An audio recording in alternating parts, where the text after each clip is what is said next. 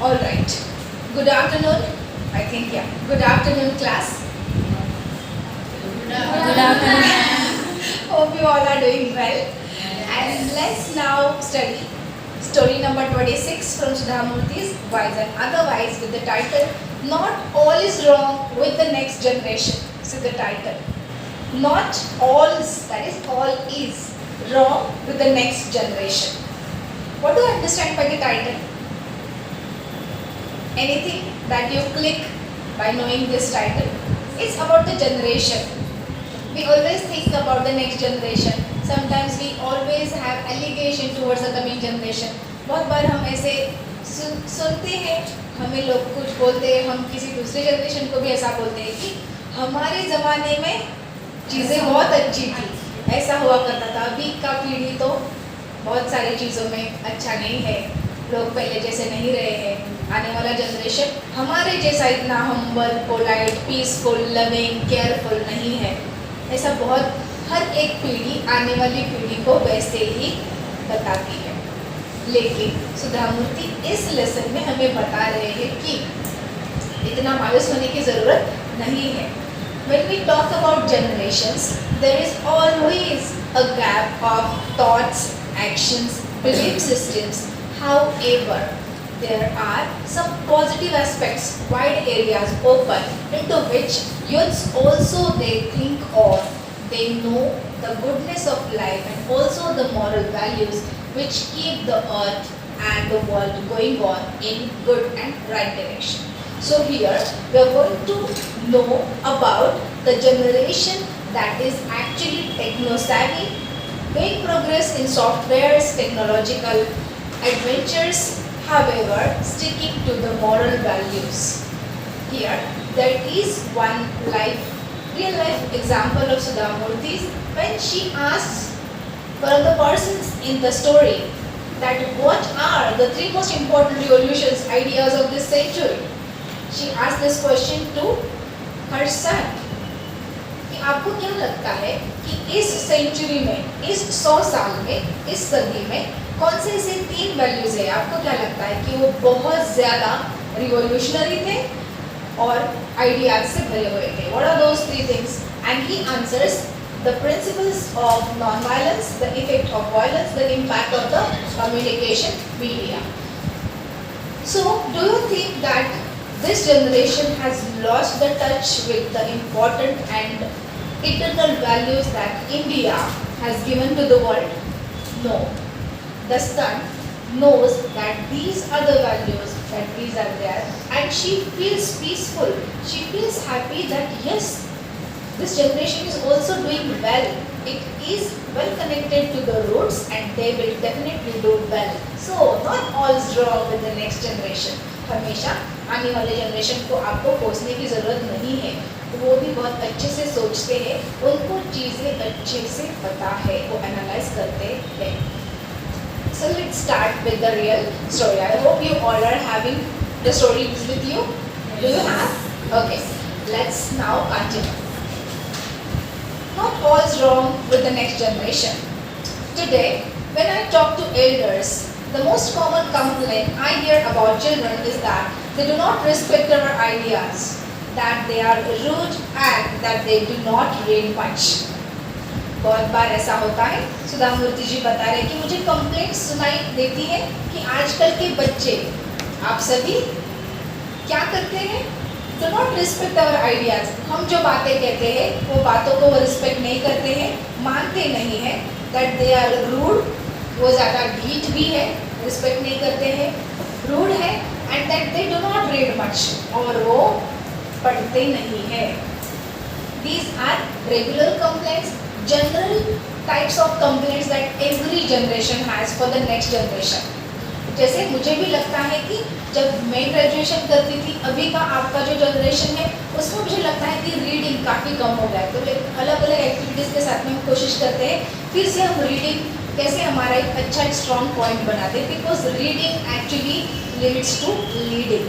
We understand things, we have a very short life and we can not experience everything. So we have to learn from the experiences of others, and reading is that important aspect which teaches you a lot. You can live many lives when you read many lives. Okay, so now here this same allegation continues कि बच्चे ज़्यादा पढ़ते नहीं हैं, फिर आदर नहीं रखते बड़ों का, कुछ हम आइडियाज़ दे तो वो मानते नहीं हैं और बहुत डीप भी है, कभी कभी इंसल्ट करते हैं, कभी कभी मदर फादर का सुनते नहीं है, बड़ों का बूढ़ों का मानते नहीं हो, बोलते हैं कि हमारा ज़माना अलग है। आप बोलते हो ना, अगर माँ ने कुछ कहा तो माँ ऐसा नहीं चलता है, अभी ज़माना बदल गया है, अभी ऐसा ये काम ऐसे किया जा सकता है, मैं ऐसे कपड़े नहीं पहनूंगी, मैं ऐसे ही पहनूंगी, मेरे कॉलेज में हर बच्चा ऐसे ही कपड़े पहनता है। There are ways into which every generation differs. It is but natural. बराबर? हर एक 10 साल में माना जाता है कि एक जनरेशन थोड़ा चेंज होती है, तो चेंज का मतलब क्या है, थोड़ा सा over period of 10 years there is a drastic change in the patterns of lifestyle or the patterns of thinking. And so here it is a general observation with all the generations. Continuing with the story, recently I visited Egypt. I wanted to see the oldest pyramid in the country. It is not in Giza but in Saqqara, 24 kilometers from Cairo. सुदामूर्ति जी कहाँ पे गए हैं? Egypt. Egypt देखने के लिए गए तो उनको सबसे पुराना जो पिरामिड है इजिप्ट में वो देखना था। It is not in Giza, वो गिजा में नहीं है, लेकिन कहाँ पे है? In Saqqara, which is 24 kilometers from Cairo. The capital of Egypt is Cairo. Okay, Cairo is the capital of Egypt. And वहाँ से 24 किलोमीटर की दूरी पे है सक्कारा और वहाँ पे वो पिरामिड है। The oldest pyramid from Egypt. You know Egypt is known for the pyramids. You are aware of it? Right. And now here she goes to see it. What happens? It is a 5-stage pyramid built for the pharaoh Djoser. The architect was Amenhotep, the most intelligent and wise man at that time. 5-step pyramid, okay, 5 अलग-अलग steps पे बना हुआ वो pyramid है, and built for the pharaoh Djoser. It is the name of that king.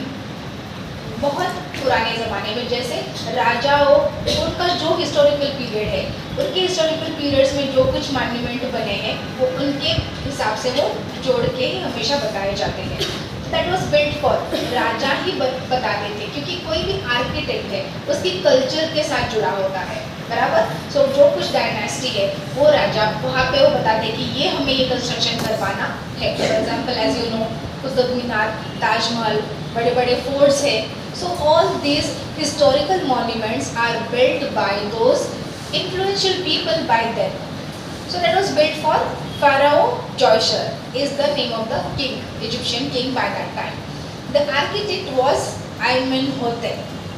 You don't think that only these days engineers and architects are there and it is only taught in the colleges. No. From olden times there were architects, and this Amenhotep, it is the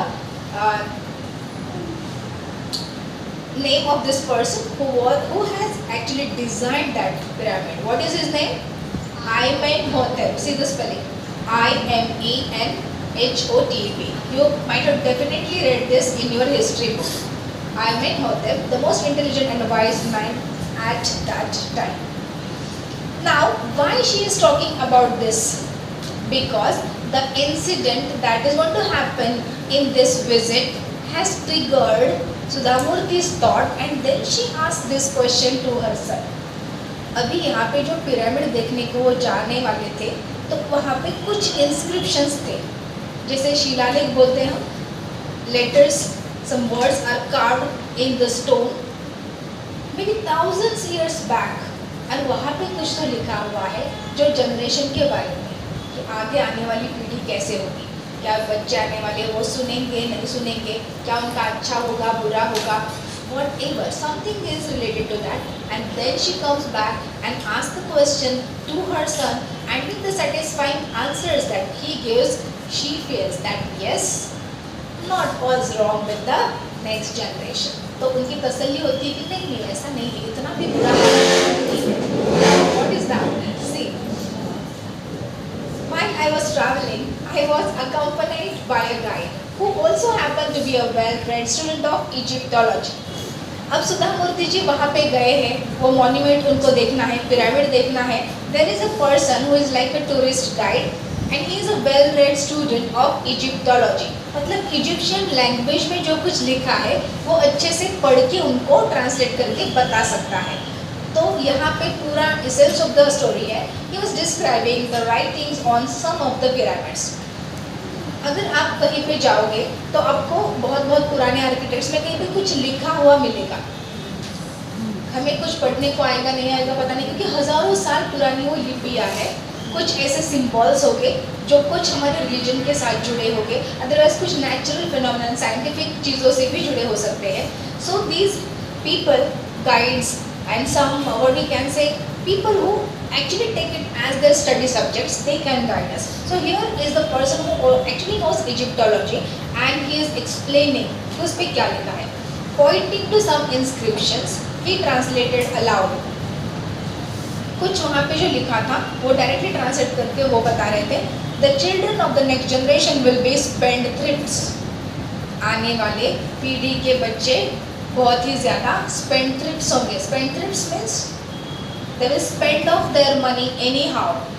पैसा बहुत ज़्यादा, आप बोलते हैं आपके day to day language में हम क्या बोलते हैं, बहुत सारा पैसा उड़ाएंगे, सोचेंगे नहीं, उधळपट्टी करने वाला म्हणतात Marathi. So they will just be spendthrift. They will not save money. They will not understand the meaning of living a simple life. They will just be materialistic. जैसे वेस्टर्न का इन्फ्लुएंस होता है, बहुत हम देखते हैं कि कोई कितना भी कमाता है लेकिन लाइफस्टाइल इतना उनका कॉस्टली रखते हैं. Whatever they earn they may spend everything. Okay, so there is no use of that kind. So here it is written the children of the next generation will be spendthrifts, will not think much and will not know much about life. वो ज़्यादा सोच विचार नहीं करेंगे, ज़्यादा सोचेंगे नहीं और लाइफ के बारे में वो ज़्यादा जानेंगे भी नहीं. We really do not know what their future will be. हमें पता नहीं उनका भविष्य कैसे रहेगा. Only the sun God Ra can save them.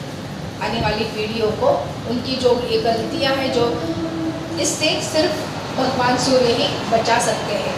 ऐसा ये डबल इन्वर्जन में लिखा है ताकि लिखा है इजिप्शियन लैंग्वेज में और वो जो साथ में गाइड है वो उनको इंग्लिश में ट्रांसलेट करके बता रहे हैं. सुधा मूर्ति जी को ऑफ कोर्स अच्छा लगा होगा, बुरा लगा होगा. What do you think? Of course बुरा लगा होगा. She is into teaching and she seriously thinks, she is also a social worker.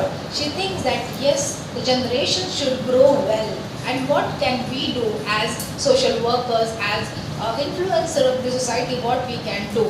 If this is written, what can be the reality now? While this was being read out to me, I remembered the oft-heard complaints about the next generation in our own country. और ये जब मुझे बताया जा रहा था, पढ़ा जा रहा था, तब मुझे भी ये थोड़ा सा मैं रिलेट कर पा रही थी कि हमारे देश में भी हम ऐसे ही बोलते हैं. आने वाली जनरेशन को हम हमेशा कोसते हैं, बोलते हैं कि आप पढ़ नहीं रहे हो, आप सोच नहीं रहे हो, आप बड़ों का कहना मान नहीं रहे हो, आपका आगे कैसे होगा हमें पता नहीं है, हमें बहुत भविष्य की चिंता लगी रहती है. This is the complaint and it is a fact, right और नॉट. हमेशा ऐसा होता है कि क्योंकि चीज़ें बदल रही है और हमें लगता है कि कुछ वैल्यूज़ को लेके हमारा पीढ़ी आगे बढ़ा हो जाए और उनको कुछ ज़्यादा प्रॉब्लम्स ना हो. सो always the earlier generation is careful and anxious about the next generation, of course with positive outlook. Now what does she think is, it struck to Preeti, you can tell. Okay, so he was describing the writings of some of the pyramids, pointing to the some inscriptions. He is translated aloud. Again it is coming. The children of the next generation will be spendthrifts, will not think much and will not know much about life. We really do not know what their future will be. Only the sun god Ra can save them. अगर उनको बचा सकता है वो सिर्फ सूरज भगवान है. Egyptian countries also, of course the Egypt, they also used to worship sun as their god, the prime source of life. If you really think of the whole universe also, the sun is at the center and it is the life giver. So here it is said that सूरज भगवान ही उनको बचा सकते हैं तो बचा सकते हैं. While this was being read out to me, I remembered the oft-heard complaints about the next generation in our own country. It struck me that every generation has same complaints about the next generation. Sudha Murty जी जब सोच रहे कि तेरे हर ज़माने में हर एक generation के लोग आने वाली जनरेशन के लिए इसी तरीके से बातें करते हैं. This has been going on from generation to generation all over the world for at least the last 5,000 years. Civilisation के 5,000 साल अगर हम देखें तो ऐसा ही होते आ रहा है. हर एक जनरेशन आगे वाली जनरेशन के बारे में ऐसा कंप्लेन एटीट्यूड रखती है. Today's children have far more knowledge and far less patience compared to our generation. Sudha Murty जी सोच रहे हैं यहाँ पे कंटेम्पलेटिव मोड में है. वो बोल रहे हैं कि हाँ कुछ मायने में बराबर भी हैं. अगर हम सोचें तो आज के बच्चों को बहुत ज़्यादा नॉलेज नहीं है ताकि वो ज़्यादा पढ़ते नहीं हैं. फार लेस पेशेंस बहुत कम हो गए हैं. छोटी छोटी बातों पे वो तुरंत चिढ़ जाते हैं, रिएक्ट होते हैं. वेट करना नहीं आता है उनको, तुरंत चाहिए चीज़ें, रिजल्ट तुरंत चाहिए. अगर किसी को डिमांड की तो वो तुरंत होना चाहिए. शॉर्ट चीज़ों में वो ज़्यादा विश्वास रखते हैं. तो अभी वो सोच रहे हैं कि today's children have far more knowledge and far less patience compared to our generation. I was talking to my teenage son the other day. अभी उनके बेटे के साथ जब वो बात करने लगते हैं, teenage, I hope you understand, 13 to 19. This is the age wherein your personalities are built up every single day. When I can also relate it to my son, whenever I am talking to him, it happens most of the times that they do not have patience. They don't want to listen. And it is with all the generations. These are the developmental stages. Personality development stages का ही हिस्सा है. ऐसे होता है लेकिन असल में ज़्यादा इम्पैक्ट नहीं करते बातें. धीरे धीरे वो समझ में आ जाता है. When we all professors, when we teach at TY, SY and FY, we do understand the same things. And also going to our 11th and 12th, they have different experiences because the age factors affect much. The way you come to your TYs, you become more mature, you have more understanding. You also learn how to have patience, right? You can wait for certain things because good things take time. Also, if somebody insults you in your face, you may take some time. You may think how to react or not to react. You learn that over the period of time. You may not act all of a sudden. You may not react. If somebody is saying wrong about you, you may give that person the time, and that person may eventually learn the right thing about you and may come to you and ask sorry. That's okay. Okay, that's the way of life. So eventually you learn to have and build patience. Now when I was talking to my teenage son on the other day, casually I asked him. तो बेटे के साथ बात कर रहे थे सुधामूर्ति जी, तो उनके बेटे को उन्होंने क्या सवाल पूछा? Tell me the 3 most important revolutions or ideas of this century. इस सदी के 3 important revolutions बताओ, बहुत बड़े बदलाव, क्रांति जिसे हम बोलते हैं, और ideas of this century. ऐसी 3 बातें बताओ जो बहुत अहमियत की है. तो आप सोचते तो आप क्या बताते? अभी ये तो आंसर्स हमारे पास है. But then to what do you think? If I ask you any 3 important aspects that you think very much influential in this post-COVID life, any answers for this? Post-COVID life में कुछ चीज़ें definitely बदलाव हो गई है.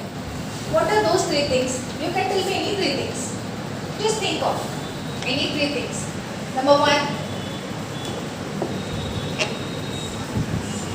Union budget देखा है आप सब लोगों ने? Have you seen the amount of expenditure that is allotted for the sector of health? That was never before. क्योंकि समझ में आया पोस्ट कोविड कि हेल्थ सेक्टर में हमें इन्वेस्ट करना और वो एकदम अप टू डेट होना कितना ज़रूरी है. India could save a lot many people as compared to other countries because we really had a very good system and we need to develop it. So this is one important thing that we have started to prioritize our health. Yes or no? सर्दी खांसी पहले होती थी तो हम कभी ध्यान नहीं देते थे।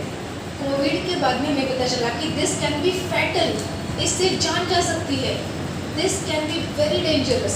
तो नॉर्मल भी खांसी सर्दी है, फीवर है, तो भी हम पहले से ज़्यादा सजग होंगे। So importance given to health priorities, ये इम्पोर्टेंट बात है। और क्या हो सकता है second thing, anybody? Online transactions, never before, है ना? कितनी ऑनलाइन ट्रांजैक्शंस, बहुत सारे जन तो कोविड के पहले भी बहुत डरते थे, बहुत सारे लोगों का ऑनलाइन कुछ नहीं था ट्रांजैक्शन का सिस्टम, लेकिन कोविड के बाद में पता चला कि this is important, you have to use it. और इसमें कितनी चीज़ें आसानी से हो सकती हैं, दैट इज सेकेंड थिंग। और third, you can think of anything, online education, the most important aspect which is related to us. कभी हमने सोचा भी नहीं था कि हम पूरा क्लास जो है हमारा वो सिर्फ अपने अपने घर पे बच्चे बैठेंगे, टीचर भी अपने घर पे हैं और फिर भी पढ़ाई हैम्पर नहीं होगी। सच अ रिवोल्यूशनरी एस्पेक्ट जो कभी भी सोचा नहीं होगा, but technology really serve so well. तो कोविड की वजह से एजुकेशन सेक्टर में बहुत ज़्यादा लॉस नहीं हो पाया। ऑफ कोर्स प्रैक्टिकल्स वगैरह जो जिससे साथ जुड़े थे, ओवरऑल अंडरस्टैंडिंग, फील्ड विजिट्स, ऐसा चीज़ें नहीं हो पाई, but then to theoretical based जो कुछ डिग्री प्रोग्राम्स हैं, डिप्लोमा प्रोग्राम्स, उसमें से चीज़ें चल रही थी, अच्छे से चल रही थी। And then to the education system also found it important to have a hybrid mode of education. So it is compulsory to have certain online courses as the component prescribed ones for certain modules. So yes, you are very much right to your points. And now the question was asked to the sir. She herself asked the question and he answers in these 3 points. What is that? Let's continue with the lesson. He looked at me for a while and told me. उन्होंने देखा सुधामूर्ति जी की तरफ और You seem to be a teacher even at home. Sudha Murty जी को उनका लड़का बोल रहा है कि आप घर पे भी टीचर ही हो. The most important revolutions and ideas of this century, according to me, are the principle of non-violence, the effect of violence, and the impact of the communication media. पूरा अगर 100 साल का लेखा जोखा अगर हम देखें तो उसमें से उसका असर ये था उनके बेटे का. Number 1, principles of non violence, अहिंसा, ये तत्व एक बहुत बड़ी देखें रिवॉल्यूशन है, बहुत बड़ी आइडिया है इस सदी की. Who is the father of non violence in a way? Of course that is taught by Buddha. So non violence was always there, but that was practised well. I hope you understood.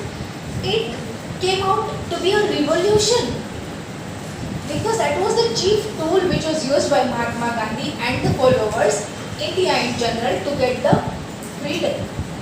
So that was an idea. Non-violence के हिसाब से कोई freedom ले सकता है, अपनी country को दिला सकता है. That was such a big thing that happened. Second thing, what is that? Can you read it out? It's written on the board. Effect of violence. What can you talk about this? Violence. Effect of violence, good effect or bad effect? Of course bad. Violence can actually destroy the nations. World War II, you know, Hiroshima, Nagasaki, 2 cities of Japan in the year 1945, 6th of August and then 9th of August 1945, Hiroshima and Nagasaki, and the use of atomic bombs for the first time in the world, and the whole system, the whole world understood that it is going to be killing and destroying. So world wars, they told us that effect of violence can destroy the whole world and nobody is safe. So the ultimate way is to be non-violent, peaceful, loving and helpful. Otherwise सब चौपट हो सकता है, क्योंकि हर एक countries के पास में atom bombs रहेंगे. And if you do not respect the freedom of other people, anybody can destroy anybody. So effect of violence is also one big revolution after the world war II that came into existence. Third point, what is that? Can you read? communication media. Now this goes without saying that had you ever thought of video calls? We might have never thought of in these 20-30 years. We have just been into the pinnacle of some miracles opening to us. कोई America में बैठ के वहाँ पे काम कर रहा है, वो कनेक्ट हो रहा है हमसे, वो हम काम कर रहे हैं, कोई किसी को देख सकता है इधर से उधर से, चीज़ें शूट करके हम बाद में दिखा सकते हैं, लेकिन at an instant. So there is a revolution into what? Communication media. You yourself also know that using all these apps, software apps, they are so much helpful for the education, also so much helpful in all other sectors as well, right? We might have never thought of e-medicine, e-consultations. Covid के time में हम doctor के पास में जाने का ज़रूरत भी नहीं था. They used to actually have video calls, talking to you on phones free of cost, right? And they were treating you, trying to get to know how the patient is. Telemedicine, if you have heard this term, e-medicine. और medicine आपके पास आते थे, सिर्फ phone करना है, आपको बताना है और फीडबैक भी दिया जाता था. So many things are possible by the advent of communication media, which is advancing day by day. और इसमें हर दिन क्रांति हो रही, बहुत सारे अच्छे बदलाव आ रहे हैं. Now, what do you think is the Sudhamurthi's reaction? Of course, good. She felt happy. I was surprised by his answer.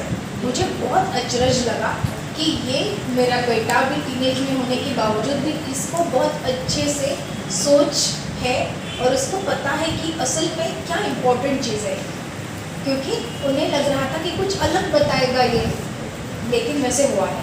That I will explain to you. He went on. अभी उनका लड़का उनको एक्सप्लेन कर रहा है चीज़ें. Noticing my surprise कि mother को तो बहुत ज़्यादा आश्चर्य लगा. रुको, आश्चर्यचकित होने की ज़रूरत नहीं, मैं आपको बताता हूँ, एक्सप्लेन करता हूँ कैसे.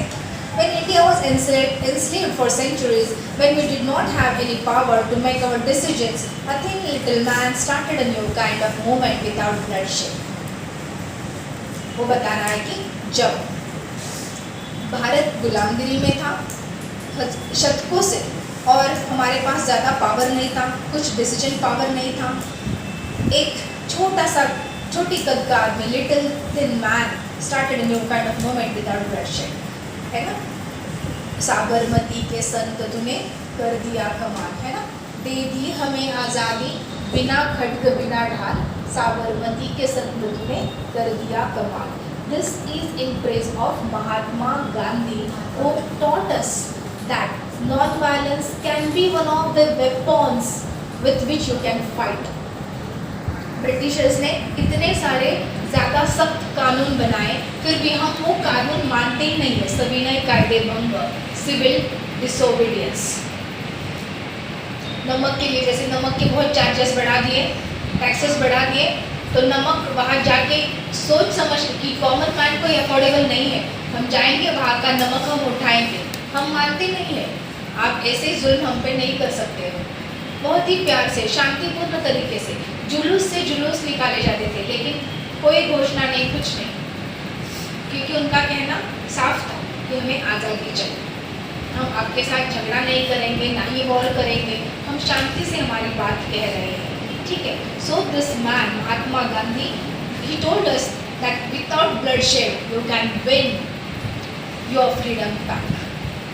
No weapons, no money, but a message to the ruler: we will not cooperate with you, come what may. Britishers को ना ही पैसे का लालच दिया, ना ही कुछ शस्त्र इस्तेमाल किए, सिर्फ एक मैसेज दिया. क्या दिया message? We will not cooperate with you, हम आपको सपोर्ट नहीं करेंगे, सहकार नहीं करेंगे, कम वॉट में, चाहे जो कुछ भी हो जाए. He want freedom for India with this new thinking. और उन्होंने ये नई सोच के चलते हुए, नई सोच को साथ में लेते हुए भारत को स्वतंत्रता दिलाई. He really deserved the Nobel Prize for Peace. मैं तो मानता हूँ कि उनको नोबेल के लिए जो पीस प्राइज़ है, नोबेल का जो शांतता पुरस्कार है, वो महात्मा गांधी जी को देना चाहिए. He was Mohandas Karamchand Gandhi, known as the father of our nation, है ना। राष्ट्रपिता के नाम से उनको माना जाता है ताकि उनका non violence peaceful ways of dealing with Britishers इतना बढ़िया था, उसकी वजह से फ्रीडम मिलना बहुत आसान हुआ। ठीक है, फिर His revolutionary idea influenced leaders like Martin Luther King Jr., Nelson Mandela, and Aung San Suu Kyi in gaining freedom for their people. ये एग्जाम्पल को समझते हुए ऐसे जो देश थे जो कॉलोनाइज थे, ब्रिटिशर एम्पायर था, उनके यहाँ पे वसाहतें थी, तो वो लोगों ने भी इसी का इस्तेमाल करते हुए अपने अपने राष्ट्रों को फ्रीडम दिलवाया। कौन कौन से नाम आते हैं उसमें? Martin Luther king, Nelson Mandela, Aung San Suu Kyi. Okay, these people, they got influence. These are also the leaders from their own country, which took the lesson from our Gandhi's freedom fighting principles of non-violence, and they could bring laurels to their country in the form of their independence, their freedom. Now, about the second idea. What is he explaining? Let us see. The second idea was almost during the same period, but in the reverse direction. This man believed in the idea of hatred. Now he is talking about the effect of violence. कि violence की वजह से कैसे इस सदी में बहुत कुछ अच्छे या बुरे बदलाव आए, उससे क्या सीख मिली। He thought he could rule people with weapons and violence. He killed people like flies. He never understood the meaning of love and kindness. He could not bring peace by his method, and he became the cause for World War II.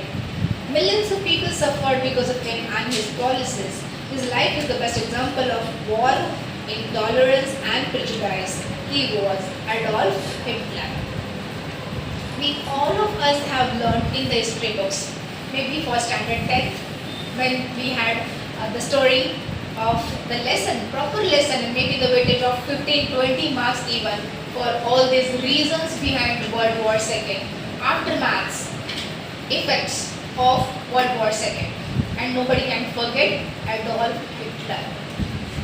You might have also imagined, you might have revisioned your teacher who might have taught you history in an interesting way, and how bad you might have felt कि 1945 में क्या-क्या वजह से, क्या-क्या reasons थे जिसकी वजह से World War II हुआ.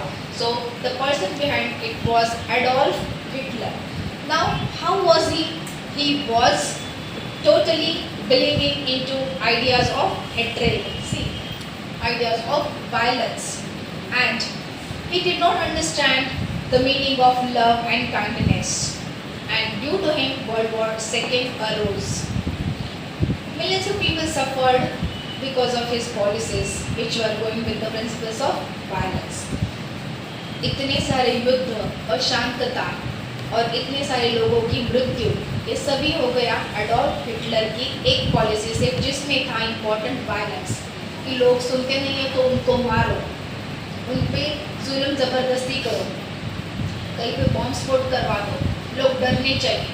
This is not going to be long lasting. Eternal principles कौन से हैं? लव, काइंडनेस, पेशेंस, जो इसके बाद उनके पास बिल्कुल भी नहीं थे. और उन्होंने एक मैसेज दिया इस पूरी सदी को कि violence of principles of violence will not last. These are not going to lead for the betterment of humanity. I thought that my son had a point. Siddhamurthy ji सोच रहे थे कि हाँ, मेरे बच्चे के देने में सच में बहुत सारे मुद्दे हैं.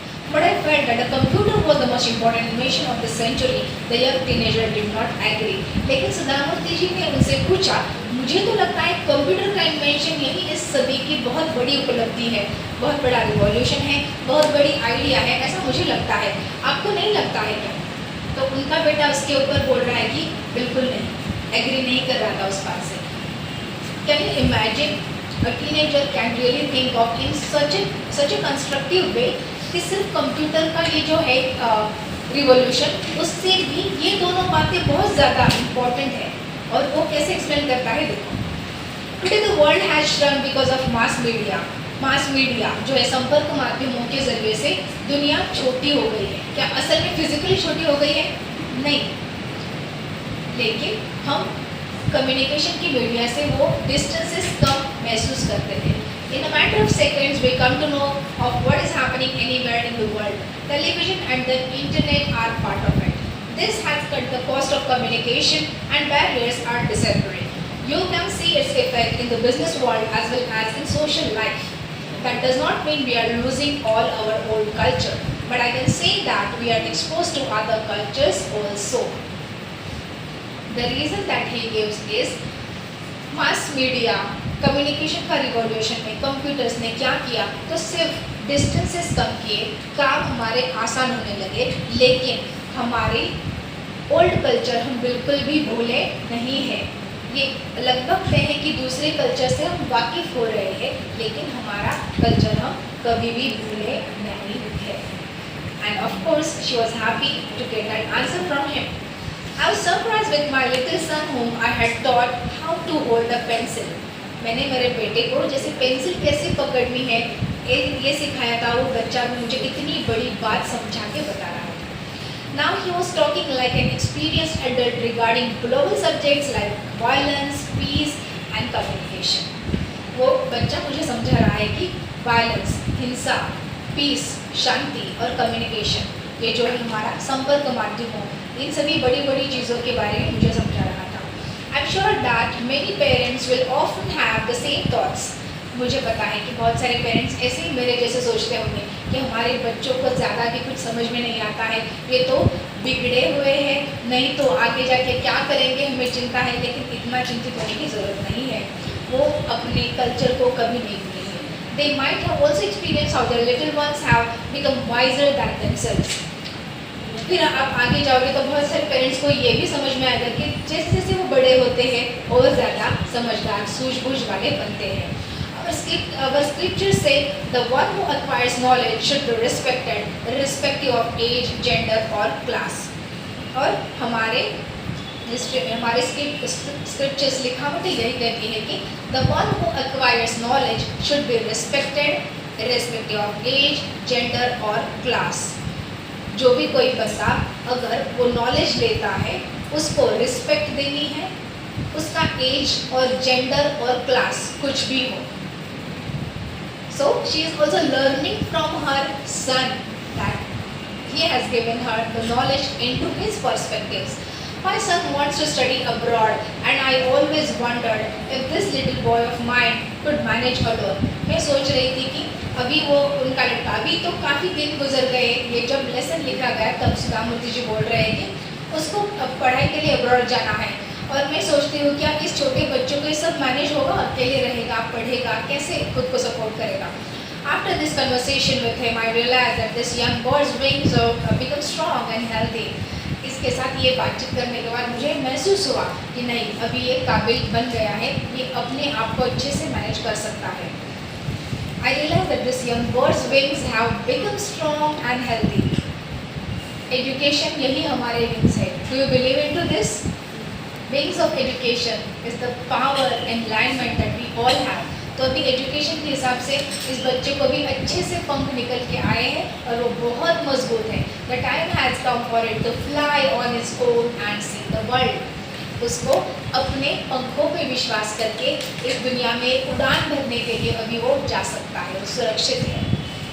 So I wish that the knowledge that we take on everyday basis is going to give the wings to ourselves and let us have a fleet in this open world and let's make our future better. So this is all about the lesson. Not all is wrong with the next generation, which ends on a positive note that all the generations, they are well versed with our culture and they will also continue doing it better and better. So this is all for the day. Thank you.